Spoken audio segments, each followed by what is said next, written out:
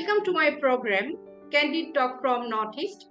Today, I have with me a literary stalwart of Assam, Harekrishna Deka, who is an eminent poet, a leading short story writer, a novelist, a literary reviewer, and a translator.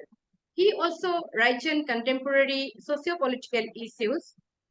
He has 13 collections of poetry, 9 collections of short stories, 3 novels, 1 collection of translation of poetry, 6 collections of literary criticism, 3 collections of prose to his credit. Some of his poems have been translated into English in a book titled 100 Poems of Harekrishna Deka by Sadiqul Islam. Guilt and Other Stories is a collection of English translation of his short stories by Mitra Fukan. A former Director General of Police, Harekrishna Deka is a recipient of Sahitya Academy for his collection of poetry Unezen in 1987. He was awarded Kotha National Award for his short story Bandiar, The Prisoner in 1996, Assam Valley Literary Award in 2010, and Padmanath Vidya Vinod Sahitya Puraskar in 2015. Welcome to my program, Mr. Harekrishna Deka, sir. Welcome, sir. Hello, good morning. To start with, sir, you are a poet, a short story writer, a novelist, and a literary critic. You create distinctive languages for each of these branches of literature. The language you adopt to write poems is different from the language of short stories you create. Again, as a novelist too, you have adopted a very distinctive language. You are a great reviewer of Assamese literature also. How do you transform yourself from one genre of literature to another to create your signature language? I don't do it consciously, but I know that all branches of literature are different. Their style will be different. Some of them have to write in prose, mainly in prose, but poetry is different. The language is different. They use the language quite differently, mainly suggestive language. And so it's bound to differ.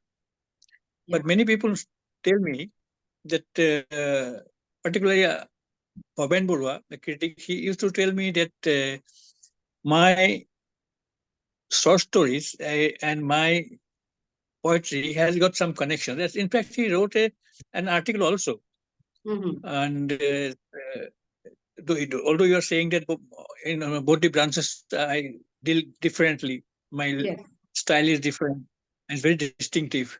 I try to be distinctive because I am conscious that writing poetry and writing prose are quite different matters.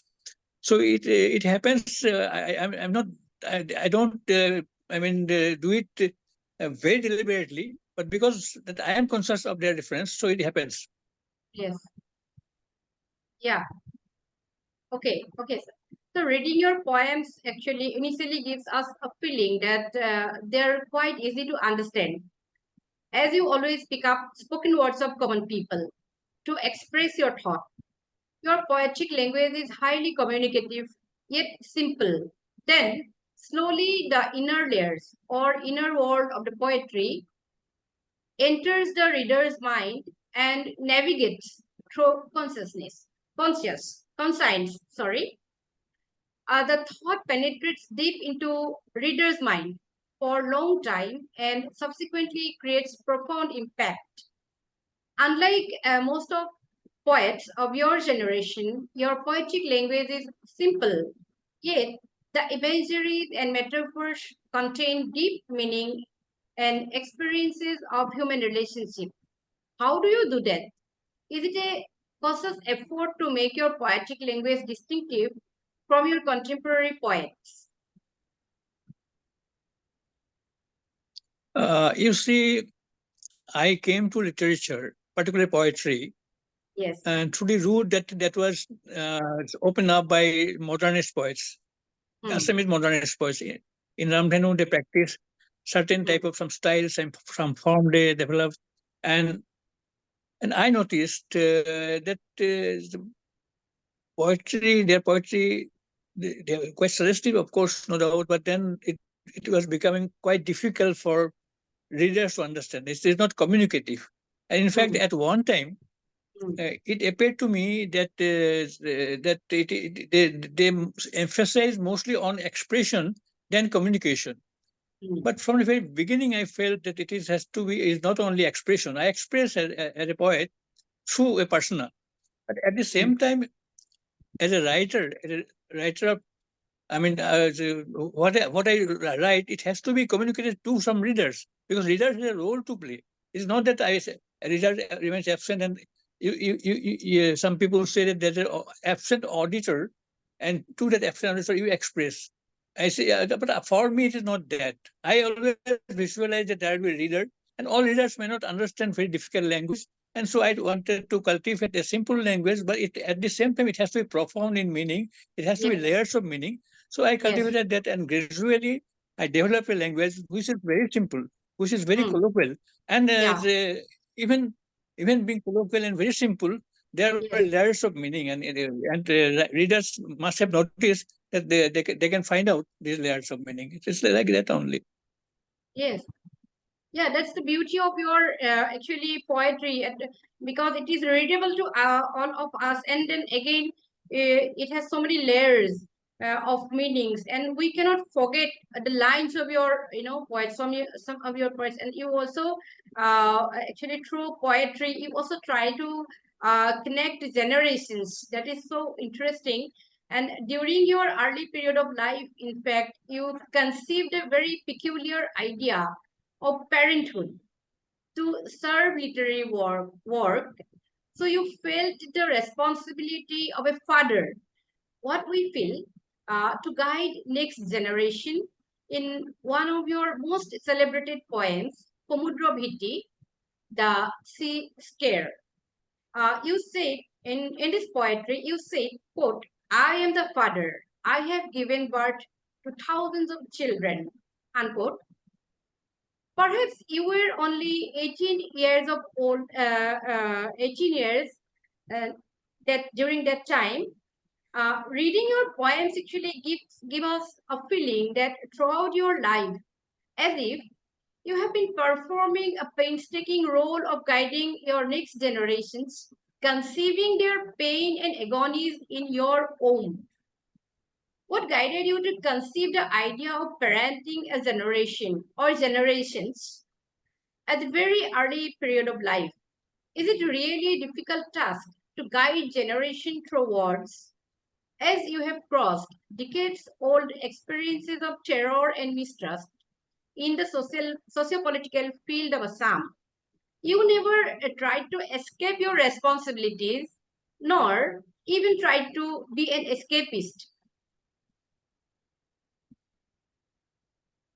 You Yes, sir. see, you are referring to a poem which I wrote very early, Yes, Hamudraviti, Sea yes. Scare. It has been it has translated as Sea Scare, and it has been translated by two or three translators. In Mm-hmm. anyway, I conceived a symbol, father symbol. Mm-hmm. Father, I mean, as if I am a father of my what did Given I should birth say many the children. metaphors or symbols or so many Yes, things. I'm producing words, yes, which are meaningful words. But then suddenly I felt that I did not think about at the time that I should be somebody's guide. That I like a parent guiding the children. I did not come to my mind because I was very young at that time. So those thoughts yes. did not come to my mind. But in my mind, there is a feeling that what I am writing, these are Mm. like my children. I'm producing something, so they Yes, are my children. That is the symbolic connection with the poem. So, and then suddenly I realized that then two symbol came to my mind. One is the eternity, the mm. which is I said it is the vast ocean. ocean, we can't see the other shore, but it's very vast, and I do not know. So I took that metaphor as Mm-hmm. the symbol of eternity, and I also, but then when I noticed the history, when I thought about history, that history is a full of, death, devastation, like that. No, history is flowing, the river is flowing, but at the same time, a lot of destruction has taken place. Like that, whatever we create, it is destroyed. It is no longer there. But then suddenly I had a realization, whatever it is done, the refrain refrain of a poem, I mean, refrain of what I should say, a song, it lingers.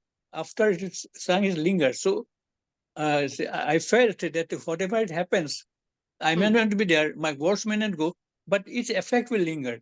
So, like the civilizations have gone, but Yeah. there are these signposts are there. Civilizations may have gone, but time has not gone. That time still remains as memory. So my poetry, if that at all, it may also remain as memory. That way, in a very sanguine way, in a hopeful way, I completed that poem. It began with a fear, a scare, but then Hmm. it ended with a hope. So that was Hmm. my poem. But later when I met younger poets, after much later when I took over the reign of this magazine, Goriosi, I had to take Yeah. suddenly. I was met the editor of the when the he says, when Chandra Prasad Sekha he's expired suddenly, so I was Hmm. asked to take over the role of the editor.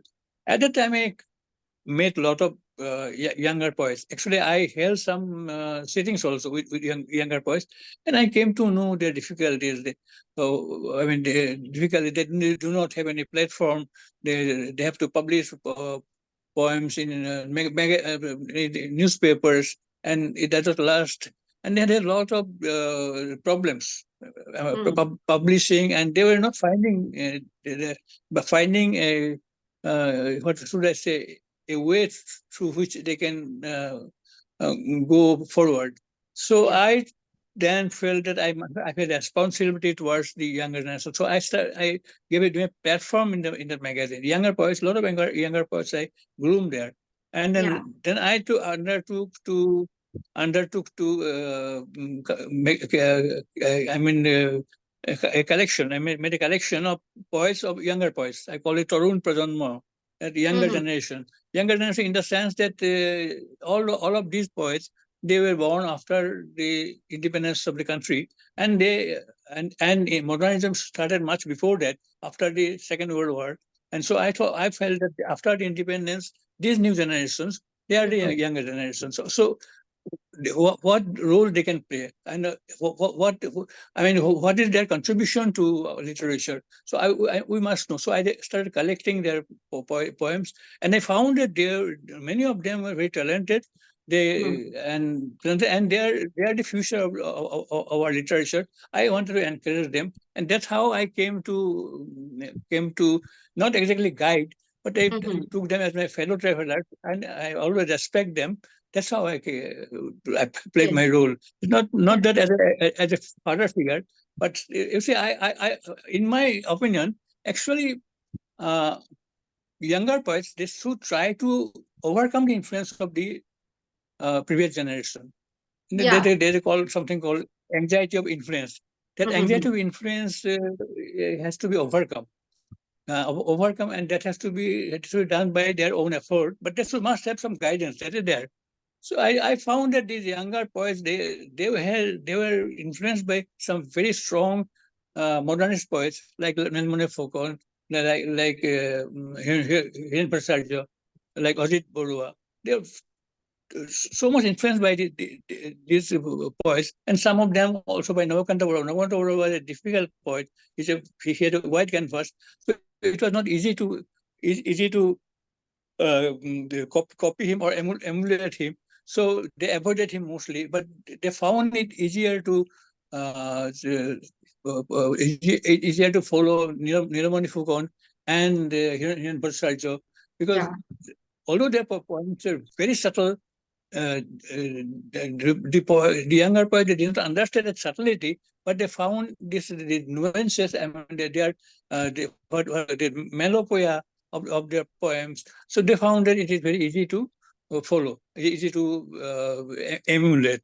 So that way they try to follow this poet. And I found that they should overcome this anxiety. They should have their own. They should they should be their own poets, not somebody else's followers. So Yeah. that's how I gave them a platform in the magazine I edited. So I came in contact with the younger generation, and they also had I think they also started trusting me. That's how I came in contact. In fact, now also I'm trying to find out what the younger poets, still younger poets, those who have emerged in the scene in 21st century, first 2 decades of 20th, what they are doing. So I'm trying to read their poems, and if possible, to find to actually bring out a collection of their poems with an Mhm. introduction. That Yes. I'm trying to do. Yes. That I think I feel that it's my responsibility also, and because our future depends on the younger generation of writers. Okay. Yes. Yes, sir. You not only try to Could you hear me? give. Yes, sir. Hello? Yes, sir. Yeah. Mm, Yes, sir. yeah. You not only have been trying to give younger generation poets a platform, but at the same time, you are also inspiring the generation as a whole by your words. Like you have written poems like Tumalukoloi, and you also addressed members of those militant organizations, and in various ways you have been trying to inspire younger generation, try to connect with them. And also you have started writing short stories relatively in a later period, and most of the characters in your short stories, they are actually introvert people. They often struggle with inner thoughts in the backdrop of different socio-political perspective. You have written several remarkable short stories. One of them is Bondiar, or The Prisoner, which is in the backdrop of armed conflict situation in Assam, for which you also won the prestigious Kotha National Award. This is an important short story in Assamese literature. You see, I started writing short story much later. Yeah. Hello? Hello. Yes, sir. Hello, sir. It's not coming properly. Should I say? Yeah. Hello? Yes, sir. Yes, sir. Please carry on. No, about short story, I started writing short story much later, Yeah. regularly. But earlier also, I had written one or two short stories. Yes. As a student or a school student, also I used to write a few short stories, but these are very, I mean, immature writings. In Uh-huh. college also, I tried one or two, but then I Uh-huh. gave up because I thought I'll concentrate on poetry. But much Yeah. later, Mhm. actually, due to insistence of Nilamani Fukon's, Mhm. and actually, Gangabad is little senior to me, and he is one of the it is the Prakashika. They were Mhm. the publishers. So he was the brother of the publisher. So he told uh, Nilaman Fukan that I could write short stories also. Mhm. In fact, he was the editor of Cottonian.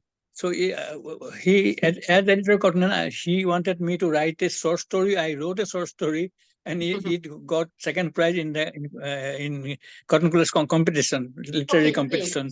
I great. didn't. I didn't take it very seriously. I gave away that the story is no longer with me also. But then Uh-huh. he told, he was looking for some new short story writers. And then he told that I can write short story.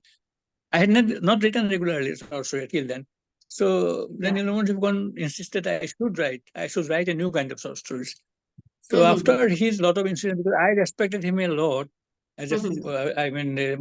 as my senior Ogros, I used to call him. So I respected him a lot, and because he was the editor of a magazine called Mhm. Kotha.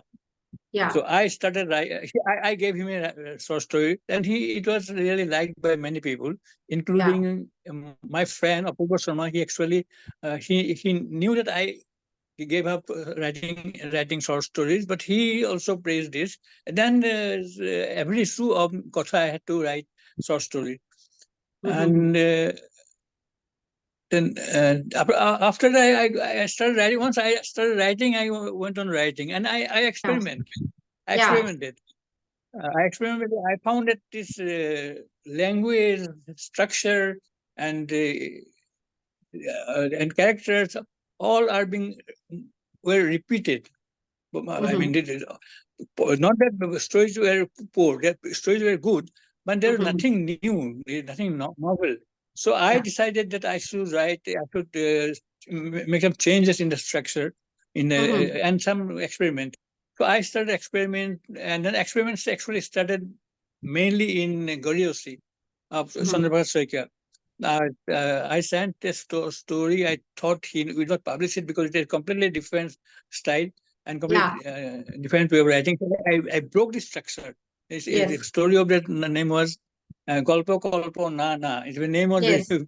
Very interesting story. Yeah. different. So and then I thought he got interested. He published it. He said it's a strange story, but I have published it. Then you write more. Then I wrote a few more stories. One of them, Bandiar, Yes. it won the Kotha Award. So Yeah. after So that, I have a I was particular question for this particular story. I have a special question for uh-huh, this particular story. This is a, I think uh-huh. Bondiar is a very important short story in Assamese literature, as it unfolds a very crucial relationship between a member of a militant organization who believe in a separate sovereign land and a captive. In the last lines of the story cannot be forgotten. Actually, the lines are pronounce the lines, and it is quote: "Operation successful, target safe, one terrorist killed," unquote. Then the captive screams, quoted unquote, "Oh no!" So, would you please tell our viewers about the backdrop of the story? You served as a senior police officer, you were in higher position of Assam police during that time, and the story has elements revealing sentiments of common people. It has many elements that depict commitment and dedication of a member of a guerrilla organization. Was there any contradiction or conflict between the writer and the police officer in you while writing the story? It's a very interesting question. I will not Yes. answer it directly, but I will give you the Okay. background of the story. And the background of Okay. writing the story. As a police officer, I knew that there was a certain the way of dealing with the insurgents. I will not call them extremists. So they're insurgents actually. Mm-hmm. So government has a policy, but I felt that this policy was not actually wrong. I mean, it is one against one. You are killing people who will kill you. That Yeah. was the kind of philosophy going behind that government approach. And as a uh, police officer, I had to also accept government's whatever government decided. But I wanted to find out, explore that whether any other way is possible to find out a solution to this problem. Then Mm-hmm. I conceived a story. Yes, I wanted to write a story because I felt that this government approach to dealing with insurgency was not proper. I mean, there always insurgency is counterinsurgency. Against insurgency is counterinsurgency. But there are other things. There are lot of social issues are also there, and young people are involved. And what is the Yes. cause of their discontent? That has to be also found out. A lot of other things. I mean, it may be an ideological sort of conflict also. So I decided I should write a story. I can write essay or article, being in the police department and in the special branch also. So I decided I will write a story, and that's how I conceived of the story. This character, the Yeah. main character, is a government officer in my story. And Mhm. actually, I had read two debriefing reports of one additional chief secretary who was kidnapped by these people, and another uh, tea executive. Both of them were kidnapped by two different outfits. When Hmm. they came back and they we debriefed them, statement Yeah. I read, I found that a lot of sort of what you call Stockholm syndrome. You develop some sympathy even for the those who kidnapped you and kept you captive. Yes. Yes. Yes, that is called Stockholm syndrome. So I want to go beyond that. Stockholm syndrome is there, but I want to Mhm. find out what is the ideological conflict between this Mhm. insurgent and state. The Mhm. state is on one side, and the insurgents on the other side. So they are the adversary. But why it is? That way, how I started writing the story, and in 2 to 3 sittings, I finished the story, and I did not know how it was actually. Yeah. I sent it to Sundar Prasad Sriga. He was the best editor at that time, and he immediately published a story. And even he, after 1 or 2 issues, he wrote an Yeah. editorials on the story, editorial, Ah. and it got a Kotha Award Yes. in 1996. I think in 1996. I wrote it in 1996. 1995, and then it got it. So that's how it Yeah. got written, Yes. and it became. I think, but whoever writes about insurgency in Northeast or Assam, Yeah. they frequently refers to this story. Yes. This Yes. is how it is Uh, written. I still remember the experience of reading that story in Goryoki magazine, and it is really a marvelous story on the backdrop of armed conflict situation in Assam. Yes, Fortunately, we yes. have in Assamese literature so many we have so many writers who during that time and even today they have been writing stories or novels on the backdrop of conflict literature, and Bandiar is definitely a marvelous story on that backdrop. And I have also found the I English remember. translation. Yes, the English translation is It was available on net. translated. Yes, it was translated. Yes, two, three translations are there on this Yeah, story, yeah, and latest translation is included in one of my yeah. short stories collection, short story collection in English, Yes, yes, translated by Nitra Fugon. yes, She translated in as captive, yes. and General Bezborova, he translated in the name of prisoner, and he that got Prisoner. the Yeah, Kotha Award. yes, Yes. yes. So, Yeah. but Fortunately, the I got to. another translation is there. Yeah. In Bengali also, it has been translated twice or Uh-huh. thrice. Anyway, Uh-huh. that became quite Yes. famous. And because that became very famous, my other stories are were not that much no noticed. Okay. Although Yeah. I have written number of good stories. I have written number of good Number stories, of but yeah, people always remember that story. yeah. So anyway, mm, Uh-huh. It's amazing, really. okay. And you are also a literary reviewer. And what has drawn you to the world of literary review? No, what I felt Mm-hmm. in course of writing and reading on Assamese literature, I found that criticism were there too. Very, I mean, famous critics were there. One Ian Gohai, the other Alphaman Borwa. Yes. So then Goswami also used to. He did not write much. He used to read a lot, but he did not write much. But anyway, there were the three critics, and then I found that hardly any analysis of these two. I mean, the writings were there. These are Mm-hmm. not analytical. They're criticism, and the criticism pointing out these ideological things, or that thing, or form, all these things. But to analyze actually what how what the story inside and how it is written. That analysis part is missing, I found. So I thought I Yeah. write analysis, and if I write analysis I will look at the best stories, and then I write analysis, and then I started writing on poems also, some poems. Yeah. And on Pokemon, I wrote a criticism, and that was quite in a different sort of. It's not Mhm. the common criticism. I Yes. um, I put in a backdrop of the Yes. environment.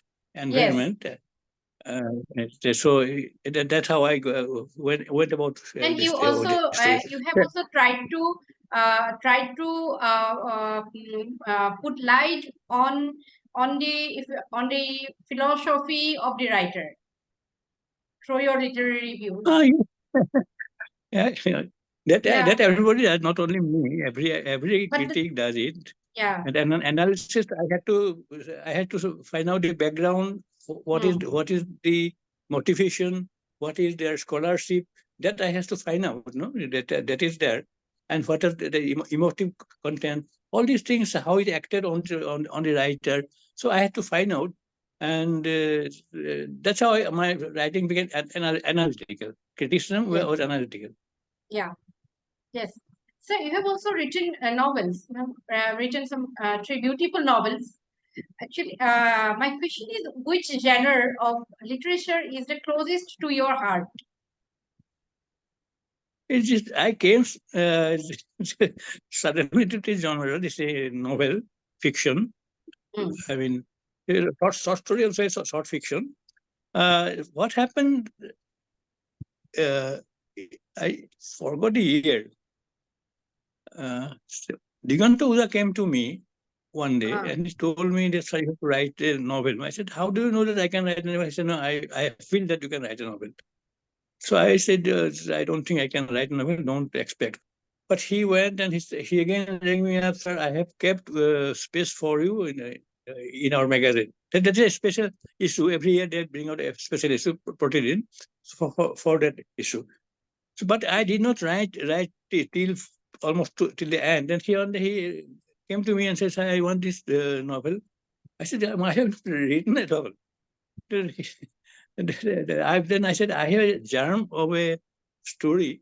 I want to write a story on a visitor from the outer space somewhere, from a planet, exoplanet they call it, exoplanet, and a very advanced civilization is there, and how they look into our civilization." So I want to write a story like that. Then I said, "Okay, I will this novel, this very small novel, science fiction novel only, but lot of idea will be in it. Idea about our civilization and civilization if it's somewhere else. So that how civilization from very distant planet they develop independently from us. And how they will hmm. look at our civilization. It may not develop the same way in their planet. Yeah. So that's how I conceived the small novel, and it became everybody liked that novel. It's a Yes. small novel. Hmm. Then I did my main novel, and that also I decided suddenly, in an impulse. I was in Madrid, in my daughter's place. Me and my wife arrived at that time. So we went to Madrid and spent time with them.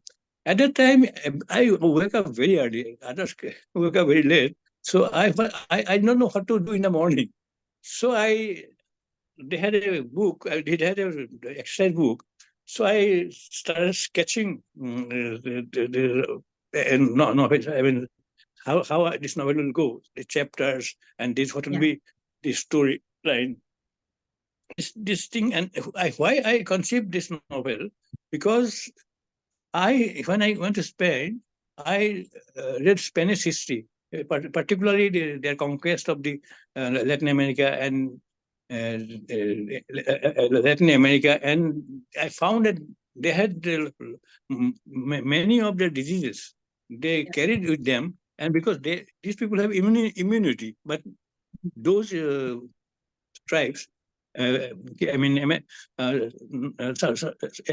American tribes, they were American Indians, they call it. So they did not have that kind of immunity, and so hundreds of them, millions, in fact, died from the diseases. So it was, we knew that Spain was a great conqueror, and they civilized the other places. They say, like England also, they say that the white man's burden, they carried the white man's burden of civilizing others, but this is a different. So I thought that I must write something that I have to find out a story. Then I conceived the story because I read about some tribes who are not being, they avoid civilization.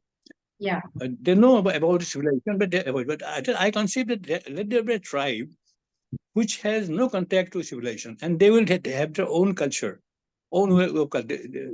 From their experience living with this, with the nature, they will develop their own culture, but they will have no track with civilization. They will not know even. Then and found a character, a traveler. He somehow by not by design, but well, he I mean missed his Yeah. route and happened to be in their territory, and they they had the feeling that he had been sent by God, because they were dark complexion and this man was white.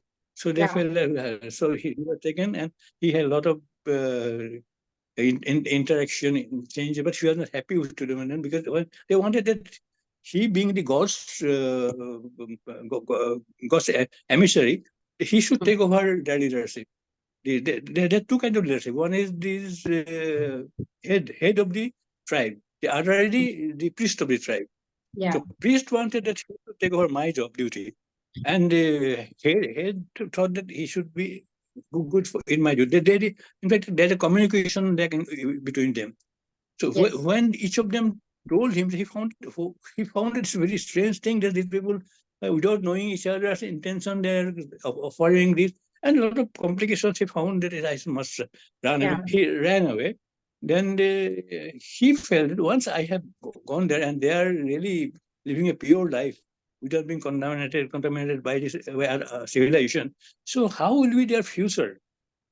Can they remain like this? Suppose some civilization, unlike me, I just by I somehow landed there unknowingly. But suppose the expedition is sent by some country, and they found that what will be their lot? What will, I remember those no, Spanish conquest Yeah.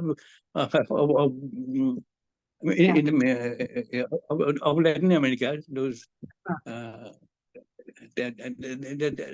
about those things. Then I brought in some element from there, and he was very scared that these people, they are so pure-hearted. They have their own sort of culture, although they are not civilized, but they are robust culture, and this culture Yeah. is connected to nature. So he came back and wanted to know what will be their fate. So he wanted to find out a writer, and he not only find out a writer from his own language, I mean, which is very internationally famous language, because if he tells somebody and he writes, then this tribe will be automatically known to others, and they will not remain in this thing. So he wanted to use the writing prowess of another some mediocre writer from a very obscure language. So Yeah. he was in India. They were having camp, and they were talking about their expeditions. And at the time, these writers, uh, student, he was also there, and since they were telling stories of expeditions and all the sorts of stories, adventure stories.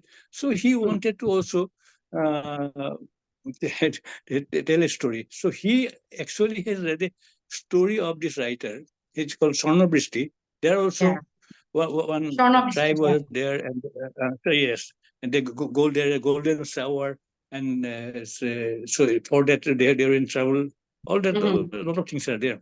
So he narrated that story, and this fellow, this adventurer, Yeah. he founded this writer can write. His imagination. So he said, "Give me this man's address." Gave him the address. Yes. So this student of the writer, he came back, and then suddenly writer receives a letter from the traveler. He says that I have heard from one of your students, you can write. So I want to send you some material, yes, and you have to write the story how their contact with civilization will develop, whether it will Yeah. be disastrous or it will be beneficial to them. You have to write, and I'm Yes. sending you some material. So he sent some material. The writer wrote a story, but it was simply, his first attempt was simply just writing whatever he said, and Yeah. it was sent through this his student, who had Yes. contact with him, and and then he was very angry. The traveler was very angry. I wanted your vision to find out what will happen to this tribe if they come in contact with civilization. But what you wrote whatever I wrote to Yes. you. Just nothing. Then they had got some. Then he said, "You meet me. You Mhm. meet me at this place. I'll be there on such a date. I am now traveling in Himalaya, and so I will be there." And he central part of India. He mentioned a particular place, uh, capital of Magdalene. Then these people then went to meet him, and they on their travel they met a lady journalist. She is an independent journalist. She does not write anybody's behalf, she's not attached to any newspaper or any channel, but An independent she journal. writes, she's independent, and she writes and she was commissioned, she got some prize, she was commissioned by our leader to write an eulogical, make an eulogical video about him, for him to use in election. She decided that she will do it because she wanted money, and from that money, she will actual situation of the people. She will travel in the interior, and she will make another video. That will be her actual. Her mission was make a video of actual situation, and one I can for propaganda, for the propaganda of this Neta. Did that, and this writer and her student met her. They became friends, and but then the one this traveler, he did not reach there because he had frostbite, and he lost three of his fingers. Uh, I mean, not fingers, his toes, and he had to be in a hospital for a long time. So he said, I don't know, I'm uncertain, but I'll send you some material. He sent some material. He said, "Well, eventually I'll come by you if you can wait." And I mean, a lot of things happened. Of this writer, he was a educationist. He was he was leader of an agitation which was fighting for stopping he used them. He thought that in their area it would create devastation, and nature Yeah. will be. I mean, nature will suffer. So he was. I think that then a lot of government managed to create a lot of conflict among leaders, and he thought that best thing I should go with my teacher because he wanted me as a guide. After that, if I come back, then I'll try to renew it. So he left it like that. And he came with his teacher, and he wanted to find out whether he can meet some people. I mean, who has been fighting for some vital issues of the people. So Yeah. he heard of a heard of one neta, one leader. He's not a great leader. He was popularizing very cheap solar powered these things. In the area, and became very popular, and he taught these people there. And that area was infested by this. I did not say Naxalite, but actually, I meant Naxalite, but I didn't mention the Naxalites. Then this man, though he was not a club, but he has some empathy with those people, and he has to live there. And he was working on the overground with the people.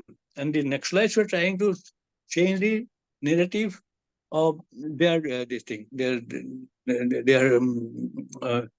what to say, the mission.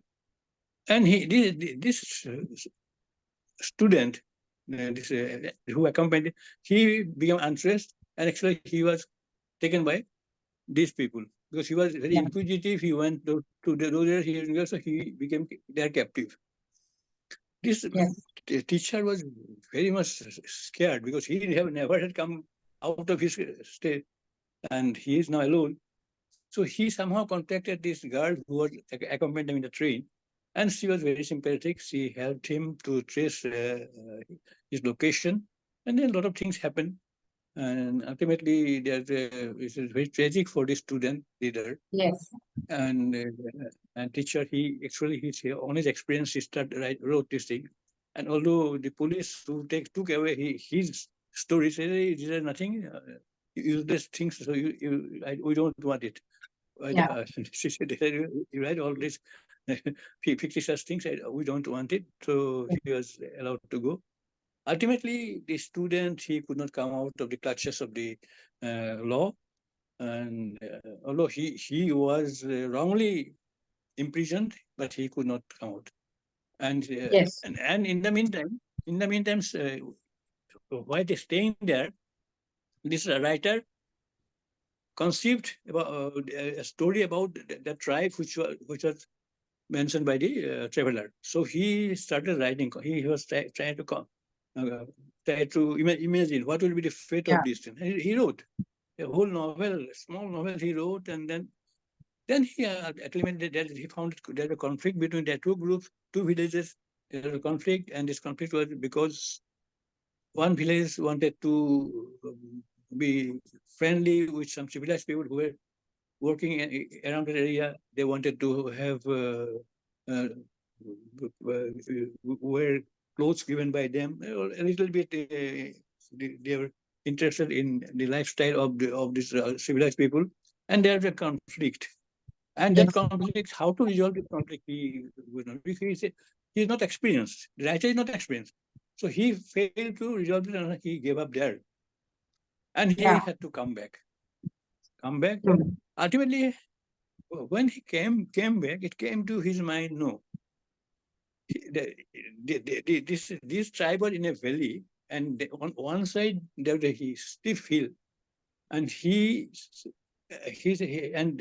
this tribe does not go there because they said there this souls of their this priest who expired earlier, they are there, so they don't go there.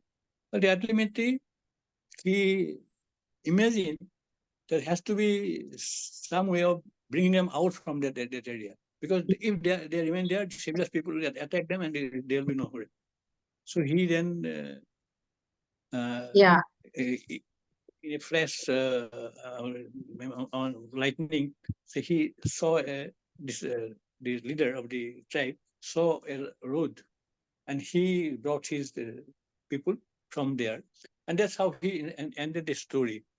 Yes. Ultimately, he did not meet the traveler. Traveler had to go back because he had received news that a tribe, unknown tribe in Amazon, they were Yes.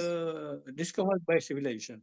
So Hmm. he felt that these were the same tribe I have left, so they'll be in trouble. So I must be with them, so that I can give them some protection, or I can be with them, so that civilized people do not do any mischief with those people.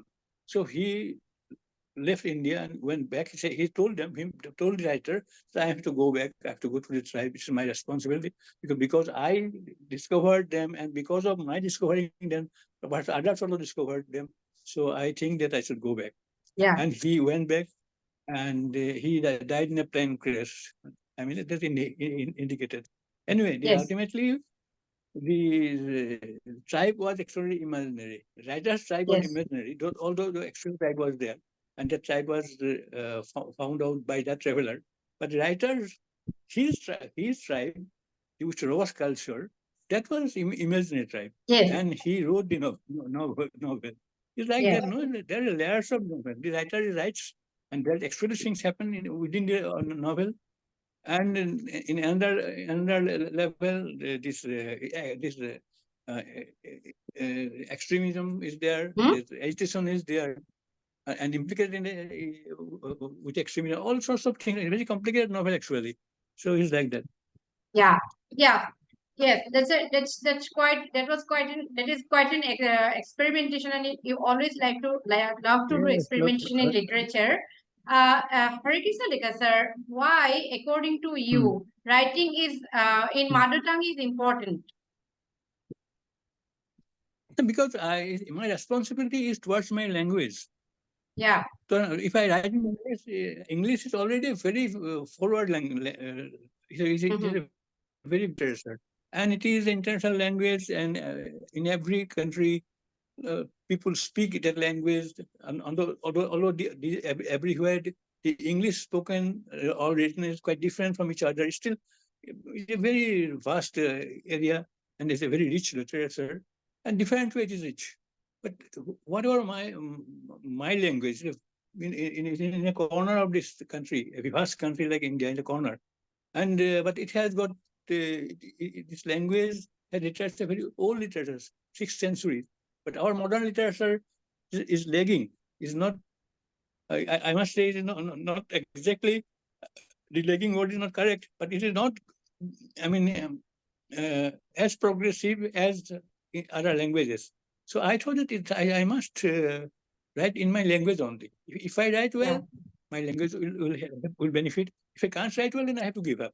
But somehow I wrote well in English. I mean, a poetry, a short story, novel, and also criticism. So that's how I came to write. And actually I have written somewhere that I write in Assam because that is what my mission. I have mind. If I know something, if I write something, if I am successful, it Yeah. must help my language. That's why. Yeah. Okay, okay, okay. Thank you so much, Hare Krishna Deka, sir. We are grateful to you for sparing your valuable time and sharing your insights with our viewers. We wish you a highly creative life in coming days. Thank you, viewers. I will come back with a new guest for Candid Talk from Northeast. Till then, goodbye. Goodbye. Thank you so much. Thank you so much, sir. Okay. Thank Bye. you. Bye. Bye.